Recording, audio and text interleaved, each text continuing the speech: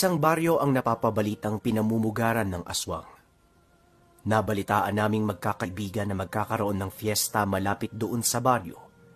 At dahil pasaway kaming magtropa, dumayo kami doon sa baryo kung saan may fiesta. Ngunit ang pinakapakay namin ay puntahan ng lugar kung saan nababalitang pinamumugaran ng mga aswang. Sakay-sakay kami ng van na pagmamay-ari ni Ronald.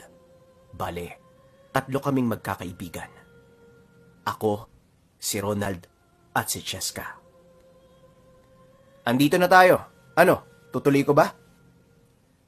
Wika ni Ronald. Uy, teka, sandali. Parang natatakot ako eh. Sigurado ba kayo na tutuloy natin? Tugon ni Cheska. Oo naman. Andito na tayo eh.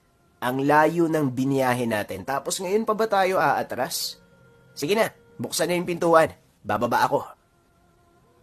Tugon ko sa kanilang dalawa. Sumakto namang pagkababa ko ng van. Yung 3 taong nakatambay sa tindahan ay biglang tumayo. Lahat sila ay medyo kakaiba ang itsura. Para bang ang lalim kong tumingin. Magandang hapon.